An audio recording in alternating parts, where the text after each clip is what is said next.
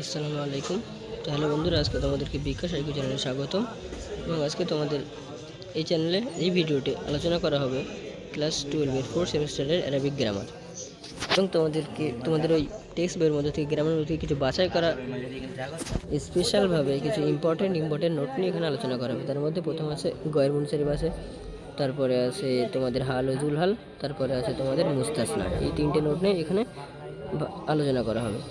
এবং তোমাদের যে গ্রামারের তোমাদের 10 মার্ক আছে পরীক্ষায়, তার মধ্যে আশা করি তোমাদের 10 নম্বরের মধ্যে তোমরা এখানে তোমরা বড় কোশ্চেনগুলো পেয়ে যাবে। আশা করি বড় কোশ্চেন 4 নম্বর থেকে 4 নম্বর তো পেয়ে যাচ্ছ। এবং পাশাপাশি এই তিনটে পড়লেই আশা করি তোমরা ওই যে ছোটো কোশ্চেন আছে, যে শর্ট কোশ্চেনগুলো আছে 3 নম্বরের যেগুলো যে থাকে, দুটো 3 নম্বরের 6 থাকে আর একটা 4 নম্বরের থাকে, ওই 3 নম্বরের মধ্যেও একটা পেয়ে যেতে পারো ইনশাআল্লাহ, আশা করি পেয়ে যাবে। চলো তাহলে দেরি না করে তোমাদের আজকে গ্রামারটা শুরু করা যাক। এবং যারা এই চ্যানেলে নতুন ভিজিট করছে তারা এই চ্যানেলটাকে সাবস্ক্রাইব করে দাও এবং ভিডিওটি ভালো লাগলে একটা লাইক করে দিও, যাতে করে তোমাদের পরবর্তী এই চ্যানেল থেকে কোনো শিক্ষণীয় ভিডিও তোমাদের কাছে যেতে পারে। চলো তাহলে শুরু করা যাক। প্রথমে গায়ের মুনসারিফের সংজ্ঞা দেখে নাও। গায়ের মুনসারিফ কাকে বলা হয়? গায়ের মুনসারিফ বলা হয় ওই ইসেমকে। তাহলে গায়ের মুনসারিফ বলা হয় ওই ইসেমকে যার মধ্যে আসবাবে মানাসরফের মধ্য থেকে যে কোনো দুটি স্বভাব পাওয়া যাবে। যে কোনো দুটি স্বভাব পাওয়া যাবে। কোথা থেকে? এই যে 9টি স্বভাব আছে না, গায়ের মুনসারিফের যে 9টি স্বভাব আছে তার মধ্যে এই যে 1 2 3 4 5 7 এই 9টি আছে। গায়ের মুনসারিফের 9টি স্বভাবের মধ্যে যে কোনো দুটি স্বভাব পাওয়া যেতে হবে, তাহলে তাকে গায়ের মুনসারিফ বলা যাবে। অথবা এমন একটি স্বভাব পাওয়া যাবে যেটি দুটি স্বভাবের স্থলাভিষিক্ত, অর্থাৎ এমন একটি স্বভাব যেটি দুটি স্বভাবের মতো শক্তিশালী হবে। তারপর কি? তারপরে বলছে এবং তার উপরে জের ও তানবিন, অর্থাৎ দুজবর দুজের আর দুপেশ, এই তিনটি কবুল করবে না, অর্থাৎ হবে না, ঠিক আছে, ওই ইসমের উপরে। এটা হচ্ছে গয়ের মুনসারিফের এরাব। তারপরে দেখো গয়ের মুনসারিফের 9টি সবব, অর্থাৎ আজবাবে মানাসরফের যে 9টি সবব সেগুলো কী কী? সেগুলি হলো, প্রথম হচ্ছে আদল, এর উদাহরণ হলো উমার। আদল অর্থাৎ এমন একটি ইসম যেটি পূর্বে অন্য একটি রূপে ছিল, পরে তাকে রূপান্তরিত করে অন্য রূপ দেওয়া হয়েছে। এই উমার আসলে ছিল আমির, ঠিক আছে, এই উমারটা আসলে ছিল আমির, সেখান থেকে হয়েছে উমার, ঠিক আছে। তারপরে দেখো এখানে অসফ অর্থাৎ গুণ। আহমারু অর্থাৎ লালচে বা লাল এরকম। এবং এটি ওজনে ফেলের সঙ্গে এটাও ওজনে ফেলের সাদৃশ্যে আছে, ঠিক আছে। তারপরে 3 নম্বর হচ্ছে তানিস অর্থাৎ মুয়ান্নাস মানে স্ত্রীলিঙ্গ হওয়া। এবং এর উদাহরণ আছে তলহা। এখানে যে তলহা একটা তলহা, এখানে এই যে গোলটা আছে মুয়ান্নাসের চিহ্ন, এবং এটাই মারিফা, এই জন্য এটা গয়ের মুনসারিফ। 4th নম্বর আছে মারিফার উদাহরণ দেওয়া আছে জয়নাব। মারিফা অর্থাৎ আলাম, ঠিক আছে, যেটা নামবাচক হবে এমন কিছু। এই জয়নাব এটা একজন মহিলার নাম। একজন এই মহিলার মধ্যে আছে তানিস, অর্থাৎ মুয়ান্নাস, এখানে তানিস আছে। আর মারিফা যেহেতু একটি নির্দিষ্ট, ওই জন্য মারিফাটার উদাহরণ জয়নাব। এই জয়নাবটা এখানে গায়ের মুনসারিফ। 5 নম্বর আছে উজমা কাকে বলা হয়? উজমা বলা হয় এমন একটি শব্দ যেটি আরবি শব্দ নয়, ঠিক আছে, আরবি শব্দের বহির্ভূত অন্য ভাষা হবে। যেমন ইব্রাহিমটা আরবি ভাষা নয়, ঠিক আছে, ইব্রাহিমটা আরবি ভাষা নয়, এটি অন্য ভাষা, ওই জন্য এটি গায়ের মুনসারিফ। এর মধ্যে আরেকটি কী স্বভাব আছে? আরেকটি স্বভাব আছে আলাম, ওই মারিফা আছে আর উজমা আছে, এই জন্য এটি গায়ের মুনসারিফ হলো। তারপরে দেখো এই যে বলছিলাম না, এখানে উপরে লেখা আছে না যে এমন একটি স্বভাব যেটি দুটি স্বভাবের কায়েম মাকাম হবে, দুটি স্বভাবের স্থলাভিষিক্ত হবে, সেটি হচ্ছে এই জমাটার নাম হচ্ছে জমা মুনতাহাল জুমু, ঠিক আছে, জমা মুনতাহাল জুমু, যেটি একাই দুটি স্বভাবের কায়েম মাকাম হয়, দুটি স্বভাবের স্থলাভিষিক্ত, অর্থাৎ দুটি স্বভাবের মধ্যে শক্তি রাখে। এখানে আছে মাসাজিদু, এটি একটি এমন একটি অর্থাৎ এর একটা নির্দিষ্ট ওজন আছে, আর এটি একটি নির্দিষ্ট ওজন আছে এবং একটি জমা, ঠিক আছে, এটি গয়ের মুনসারিফ হয়। এবং এই দুটি মিলে একে বলা হয় যে জমা মুনতাহাল জুম, অর্থাৎ এরপরে আর কোনো জমা নেই, অর্থাৎ শেষ জমা, ঠিক আছে। তারপরে আছে তারকিব। 8 নম্বরে কী আছে? 8 নম্বরে আছে তারকিব অর্থাৎ বালা বাক্কা। এই বালা বাক্কা দুটি আলাদা, বালা একটি শহর আর বাক্কা একটা ওই বাদশার নামে, এই দুটি জুড়ে বালা বাক্কা হয়েছে, ঠিক আছে। তারপরে আছে উজনেফেল, 7 নম্বরটা ছিল তারকিব। 8 নম্বরে আছে উজনেফেল অর্থাৎ কেমন হবে? উজনেফেল যেটা ফেলের ওজনে হবে। এখানে আহমাদুটা এখানে ফেলের ওজনে হয়েছে। আফালু, আফালু ওজনে আহমাদু, ঠিক আছে, ওজনে ফেল। আহমাদু এটা একটি ফেল এবং আহমাদ এটা আলাম, এই দুটো কারণে এটা মারিফা, এটা গয়ের মুনসারিফ বলেছে।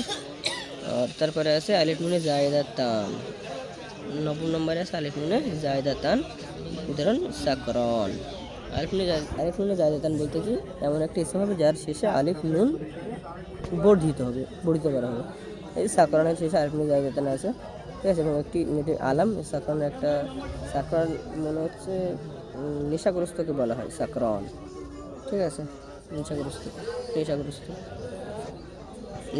যারা আমি পড়তে পারেন তাদের জন্য এখানে আমি বাংলায় লিখে দিয়েছি আদল, ওয়াস, তানিস, মারিফা, উজমা, জমা, তার কি ফিল আর এই যে পরীক্ষায় এমনই পড়বে যে গয়ের মুনসারিফের সংজ্ঞা দাও এবং ওর যে নটি স্বভাব সেই নটি স্বভাব লেখো উদাহরণ সহ, এমনই প্রশ্ন দেবে।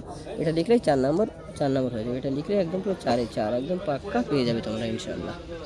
তারপরে দেখো এরপরেটা এখানে, এরপরে হাল ও জুলাল।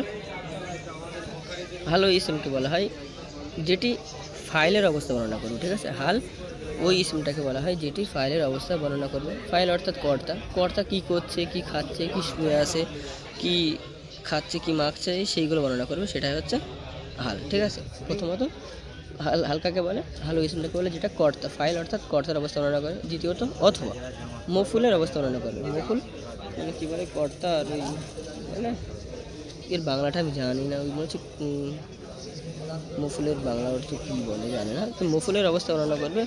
মফুল মানে কি, এই মফুল অর্থাৎ ইংরেজিতে বোঝো অবজেক্ট বলা হয়, ঠিক আছে। এই অবজেক্টের অবস্থা বর্ণনা করবে, অবজেক্ট কী অবস্থা আছে সেটা বর্ণনা করবে। অথবা ফাইল ও মফুল অর্থাৎ সাবজেক্ট আর অবজেক্ট এই উভয়ের অবস্থা বর্ণনা করবে, সেটাকে বলা হবে হাল। উদাহরণ কী আছে, প্রথম উদাহরণ দেওয়া আছে একদম পুরো পরপর পাই টু পাই, একদম পরস্পর স্টেপ বাই স্টেপ উদাহরণ দেওয়া আছে। প্রথম আছে যে ফাইল অবস্থা বর্ণনা করবে, ফাইলের অবস্থা বর্ণনা করবে। তার উদাহরণ হচ্ছে যা জাইদুন রকিবান, এই যা এসেছে, কে এসেছে, এই জাইদ অর্থে আনেওয়ালা অর্থাৎ কর্তা, যে কর্তা এসেছে। এখানে কর্তার অবস্থা বর্ণনা করছে যে রকিবান, যে কী হয়েছে, সওয়ারি হয়ে এসেছে, এই সওয়ারিটা এটাই হলো হাল, ঠিক আছে, বুঝতে পেরেছো তোমরা আশা করি। তারপরে আছে মফুলের হাল বর্ণনা, মফুলের অবস্থা বর্ণনা করবে। যেমন জিতু জাইদান, যেহেতু আমি এসেছি, জাইদান যেহেতু জাইদান আমি জায়দের কাছ থেকে এসেছি, নাইমান যে ছিল সে ঘুমাচ্ছিল। যেহেতু জাইদান নাইমান আমি জায়দের কাছ থেকে এসেছি, যে সে ঘুমাচ্ছিল, কী অবস্থায় ছিল, অর্থাৎ এই যে মফুলের অবস্থা বর্ণনা করে দিয়েছে যে সে ঘুমাচ্ছিল। তারপরে আছে কি যে ফাইল এবং মফুলের উভয়ের অবস্থা বর্ণনা করবে, ঠিক আছে। কি আছে, কাল্লাম তো জাইদান জালি সাইনে, কাল্লাম তো আমি কথা বলেছি জায়দের সঙ্গে, অর্থাৎ আমি আর জায়দ, অর্থাৎ আমি ফাইল আর জায়দ মফুল, ঠিক আছে। এই কর্তা আর ওটা ওই অবজেক্ট আছে, সাবজেক্ট এটা অবজেক্ট, অর্থাৎ আমি জায়দের সঙ্গে কথা বলেছি জালি সাইনা, দুজনে কি অবস্থায় ছিলাম, দুজনে বসা অবস্থায় ছিলাম, এটাই হচ্ছে তোমার হাল, ঠিক আছে। এরপরে দেখো জুলহাল কাকে বলে, বলছে ফাইল আর মফুলকেই জুলহাল বলা হয়, অর্থাৎ ফাইল আর মফুলের যে অবস্থার বর্ণনা করা হয় ওটা ফাইল আর মফুল অর্থাৎ যাদের অবস্থা বর্ণনা করা হয় তাদেরকেই কী বলা হয়, জুলহাল, ঠিক আছে। ফাইল আর মফুলকেই জুলহাল বলা হয় এবং এই দুটি সর্বদা মারিফা হয়, কি হয়, সর্বদা মারিফা হয়, নির্দিষ্ট হয়, ঠিক আছে। কিন্তু বলছে জুলহালটা নাকেরা হবে যখন আর কিন্তু জুলহালটা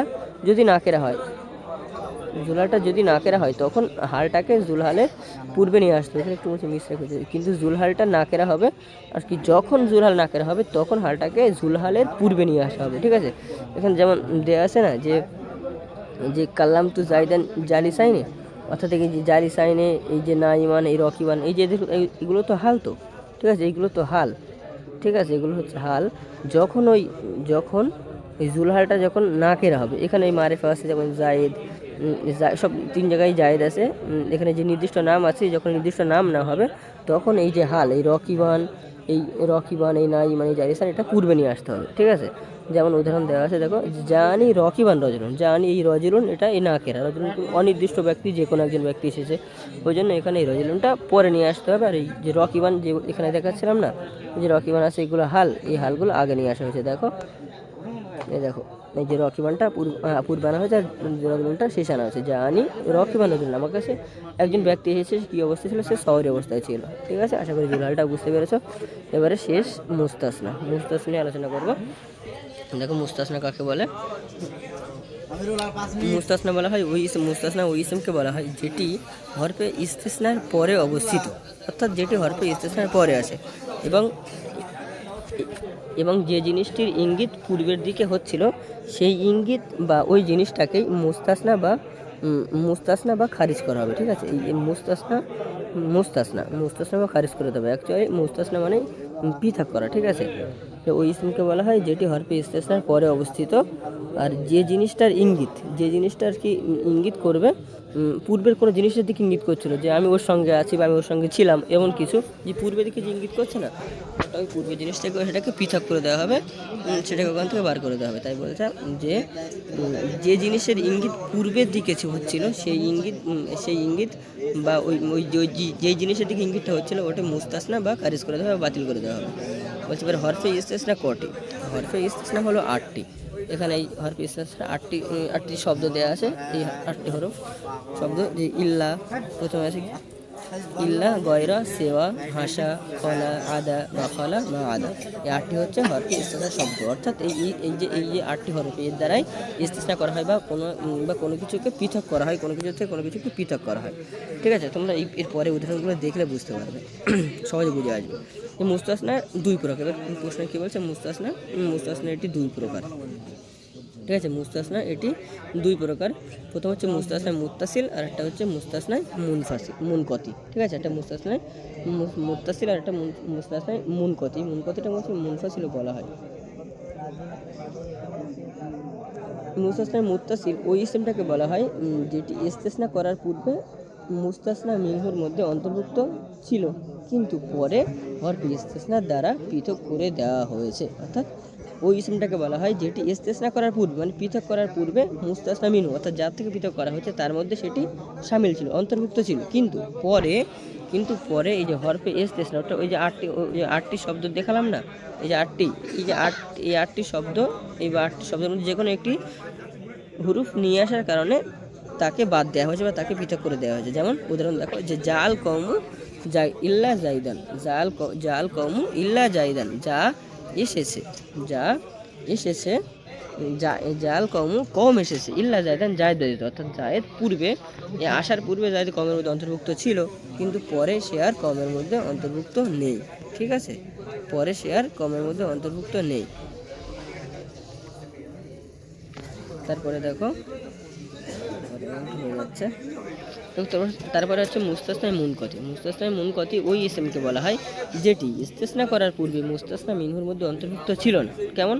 অর্থাৎ ওই মুস্তাসনা মুনকতি ওই ইসমকে বলা হয় যেটি ইস্তিসনা করার পূর্বে, অর্থাৎ পৃথক করার পূর্বে মুস্তাসনা মিনহুর মধ্যে, অর্থাৎ যার থেকে ওই যে পৃথক করা হয় বা বার করে দেওয়া হচ্ছে ওর মধ্যে শামিল ছিল না, অন্তর্ভুক্ত ছিল না, এবং পরেও থাকবে না। প্রথমে ছিল না, অর্থাৎ পরে তো থাকবেই না। ইস্তিসনা আনা হয় এই কারণেই যে পৃথক করার জন্য, অর্থাৎ যে পূর্বে যে ছিল না পরে তো থাকবেই না। তো বুঝতেই পারছো।